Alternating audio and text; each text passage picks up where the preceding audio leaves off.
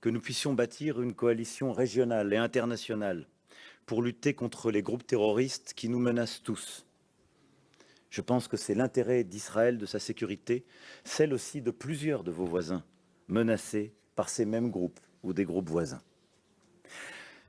La lutte doit être sans merci, mais pas sans règles. Car nous sommes des démocraties qui luttons contre des terroristes. Des démocraties, donc, qui respectent le droit de la guerre et assurent l'accès humanitaire. Des démocraties qui ne prennent pas pour cible les civils, ni à Gaza ni nulle part. Le respect des populations impose, en l'occurrence, de permettre l'accès de l'aide, de rétablir, et nous en avons longuement parlé très en détail, de rétablir l'électricité pour les hôpitaux, pour les malades et les blessés, sans que cette électricité puisse être utilisée pour faire la guerre. Et nous allons bâtir des coopérations très concrètes sur ce sujet dans les tout prochains jours.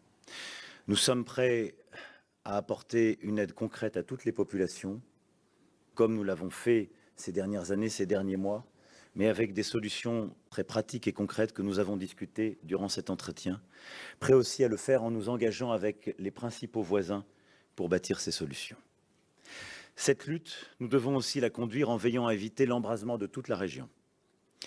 Je mets ici en garde le Hezbollah, le régime iranien, les Houthis au Yémen et l'ensemble des factions qui, dans la région, menacent Israël, de ne pas prendre le risque inconsidéré d'ouvrir de nouveaux fronts. Ce serait ouvrir la porte à une conflagration régionale dont chacun sortirait perdant. C'est une nécessité pour tous les peuples de la région. Faisons tout pour ne pas ajouter des larmes aux larmes et du sang au sang. Plus près d'ici, je souhaite aussi appeler l'attention de chacun sur les actes de quelques-uns à l'égard de civils palestiniens dont la violence menace de propager le feu à la Cisjordanie aussi.